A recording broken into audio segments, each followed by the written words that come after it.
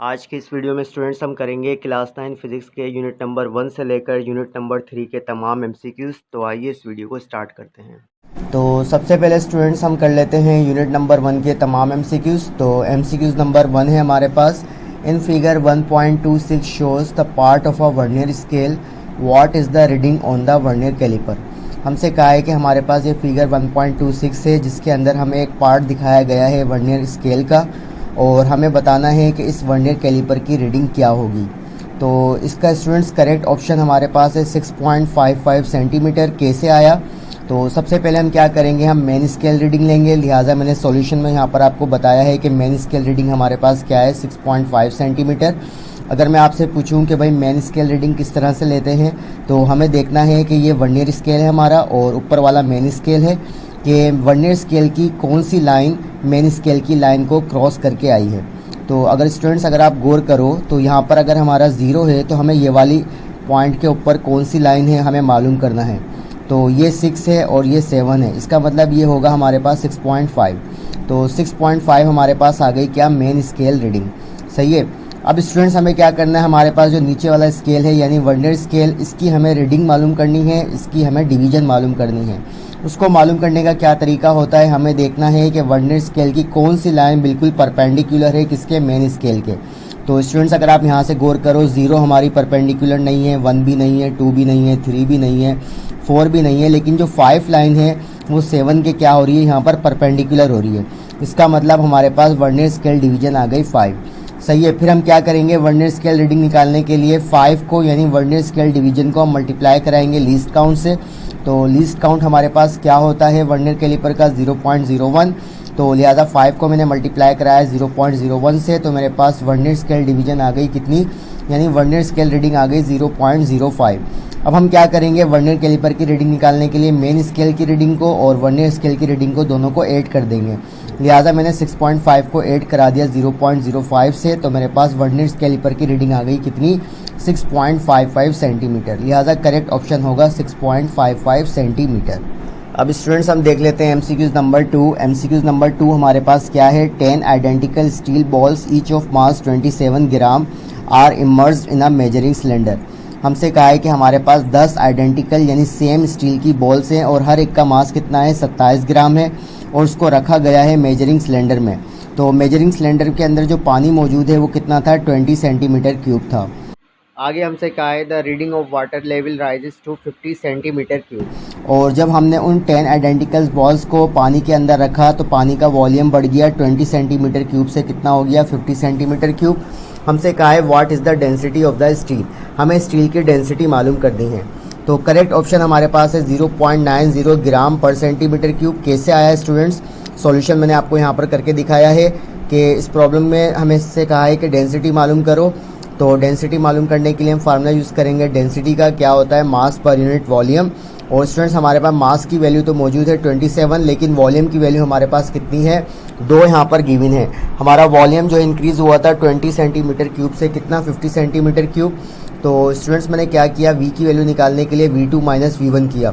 बड़ी वाली वैल्यू को मैंने ले लिया v2 के बराबर यानी 50, और छोटी वाली वैल्यू को मैंने ले लिया v1 के बराबर यानी 20। 50 में से 20 जाएंगे तो वॉल्यूम आ जाएगा 30 सेंटीमीटर क्यूब। तो लिहाजा इस फार्मूले के अंदर वैल्यूज पुट कर देते हैं। मास की वैल्यू मैंने पुट की 27 और वॉल्यूम की वैल्यू मैंने पुट की कितनी, 30। तो 27 को 30 से डिवाइड कराएंगे तो डेंसिटी आ जाएगी 0.9 ग्राम पर सेंटीमीटर क्यूब। लिहाजा ए ऑप्शन हमारा करेक्ट है। अब स्टूडेंट्स हम देख लेते हैं MCQs number 3। An object of mass 100 gram is immersed in water as shown in figure 1.27। हमसे कहा है कि एक ऑब्जेक्ट है जिसका मास 100 ग्राम है, जिसको हमने रखा है मेजरिंग सिलेंडर में, जैसा कि डायग्राम में दिखाया गया है। आगे कहा है what is the density of the material from which object is made, हमें ऑब्जेक्ट की डेंसिटी मालूम करनी है। तो करेक्ट ऑप्शन हमारे पास है 2.5 ग्राम पर सेंटीमीटर क्यूब। अगर स्टूडेंट्स मैं आपसे पूछूं, मेजरिंग सिलेंडर में जब हमने इस ऑब्जेक्ट को नहीं रखा था तो मेजरिंग सिलेंडर का वॉल्यूम कितना था, 50 सेंटीमीटर क्यूब था, और जब इस ऑब्जेक्ट को हमने वाटर के अंदर रखा यानी मेजरिंग सिलेंडर में रखा तो इसका लेवल कितना हो गया, 90 सेंटीमीटर क्यूब। सही है। तो हमें क्या करना होगा, वैसे ही जैसा कि हमने एमसीक्यूज नंबर 2 को सॉल्व किया है, मास को डिवाइड करा देंगे वॉल्यूम की वैल्यू से। वॉल्यूम की वैल्यू हम यहाँ पर क्या लेंगे, 90 में से सब्ट्रैक्ट कर देंगे कितना, 50, तो हमारे पास आ जाएगा 40। तो करेक्ट ऑप्शन हमारे पास होगा 2.5 ग्राम पर सेंटीमीटर क्यूब। कैसे आया मैं आपको करके दिखा देता हूँ। तो स्टूडेंट्स आप यहाँ पर देख सकते हो, मैंने फिर से डेंसिटी का फार्मूला लगाया, मास पर यूनिट वॉल्यूम। सही है, v की वैल्यू मैंने क्या ली, v2 माइनस v1, यानी 90 में से मैंने 50 को सब्ट्रैक्ट किया तो मेरे पास वॉल्यूम आ गया 40 सेंटीमीटर क्यूब।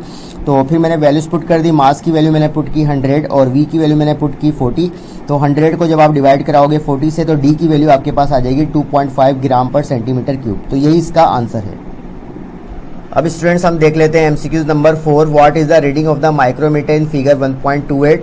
हमसे कहा है कि इस माइक्रोमीटर स्क्रू गेज की रीडिंग क्या होगी, हमें मालूम करनी है। तो ये स्टूडेंट्स हमारे पास मेन स्केल है माइक्रोमीटर का और ये हमारे पास सर्कुलर स्केल है। तो सबसे पहले हम देख लेते हैं कि मेन स्केल रीडिंग क्या आएगी। तो हमें ये वाले पॉइंट पर ये जो लाइन है इसकी रीडिंग मालूम करनी है।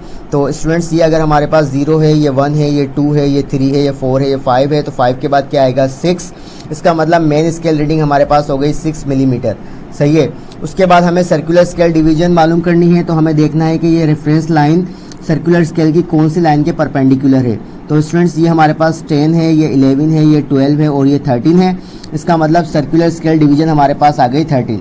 फिर हमें निकालनी है सर्कुलर स्केल रीडिंग। तो हम क्या करेंगे, सर्कुलर स्केल डिवीजन को मल्टीप्लाई करा देंगे लीस्ट काउंट से। माइक्रोमीटर के क्या होता है 0.01 मिलीमीटर।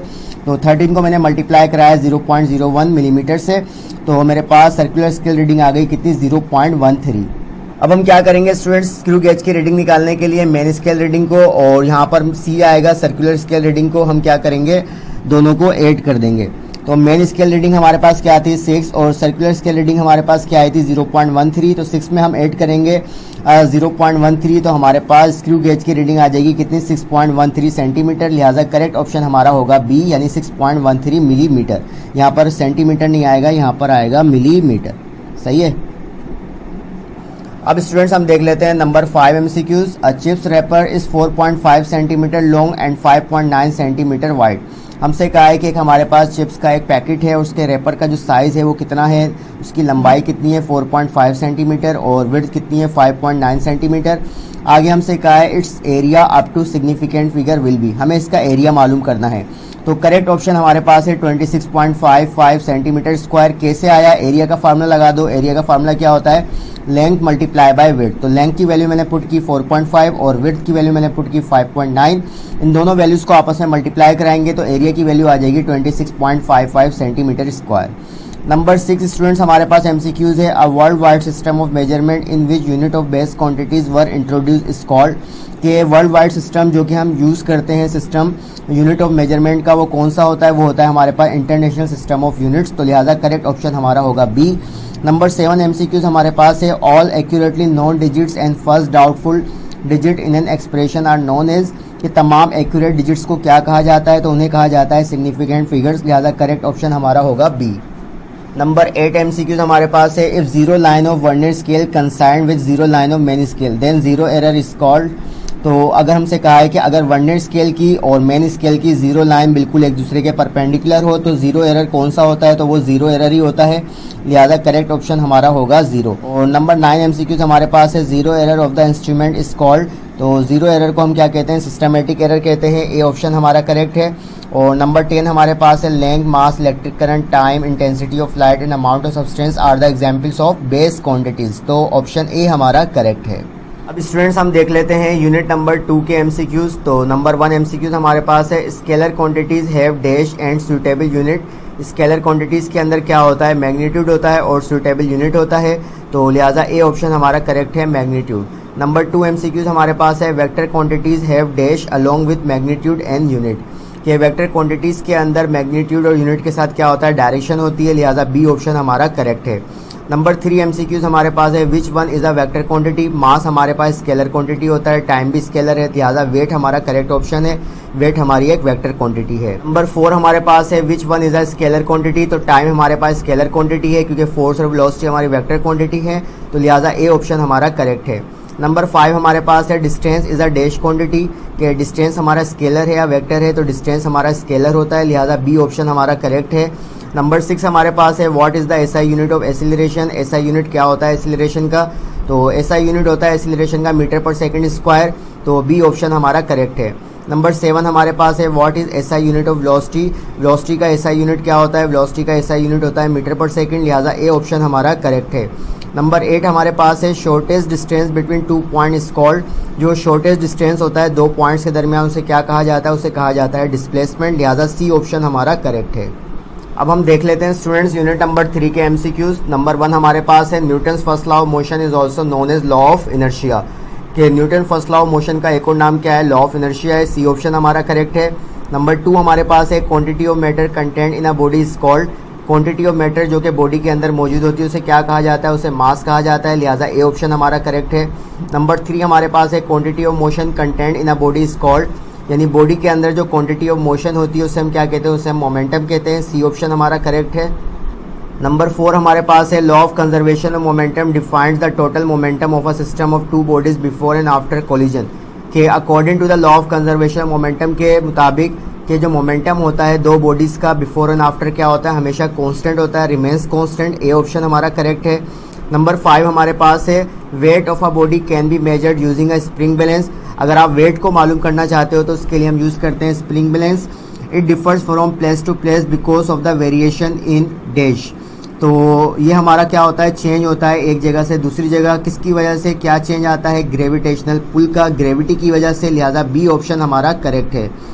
नंबर 6 हमारे पास है it is easier to push an empty shopping cart than a full one, हमसे कहा है कि ये बहुत ज़्यादा आसान होता है कि खाली शॉपिंग कार्ट यानी एक शॉपिंग जो ट्रॉली होती है उसको पुश करना बहुत ज़्यादा आसान होता है बजाय इसके कि एक भरी हुई ट्रॉली को हम क्या करें, पुश करें। Because the filled cart has more mass than the empty one, क्योंकि जो फिल्ड कार्ट होती है यानी जो फिल्ड हमारे पास ट्रॉली होती है उसका मास ज़्यादा होता है खाली के मुकाबले में। This can be express bye, तो इसको हम किस तरह से कौन से रिलेशन से एक्सप्रेस करा सकते हैं, डी ऑप्शन हमारा करेक्ट है कि force is directly proportional to mass, कि अगर मास ज़्यादा होगा तो फोर्स भी ज़्यादा लगानी पड़ेगी, अगर मास कम होगा तो फोर्स भी कम लगानी पड़ेगी। नंबर 7 स्टूडेंट्स हमारे पास है centrifugal force is always directed dash, के सेंट्रीफ्यूगल फोर्स की जो डायरेक्शन होती है वो हमेशा कहाँ होती है, अवे फ्रॉम सेंटर होती है, बी ऑप्शन हमारा करेक्ट है। नंबर 8 हमारे पास है friction opposes motion between two bodies in contact because of, कि फ्रिक्शन एक ऐसी फोर्स है जो कि हमेशा दो ऑब्जेक्ट्स के दरमियान लगती है अपोजिट डायरेक्शन में, जो कि मोशन के क्या होती है, अपोज होती है, किसकी वजह से होती है, रफनेस ऑफ सरफेसेस की वजह से होती है, सी ऑप्शन हमारा करेक्ट है। नंबर 9 हमारे पास है which statement is true for limiting frictional force, तो नंबर ए हमारे पास it is greater than rolling friction, कि जो फ्रिक्शनल फोर्स होती है यानी लिमिटिंग फ्रिक्शन फोर्स जो होती है वो ज़्यादा होती है रोलिंग फ्रिक्शन से, बिल्कुल सही है। सेकंड हमारे पास है कि it is greater then sliding friction, sliding friction से ज़्यादा होती है, ये भी सही है। 3 हमारे पास है it is greater then kinetic friction, के लिमिटिंग फ्रिक्शन हमारी ज़्यादा होती है काइनेटिक फ्रिक्शन से, ये भी सही है।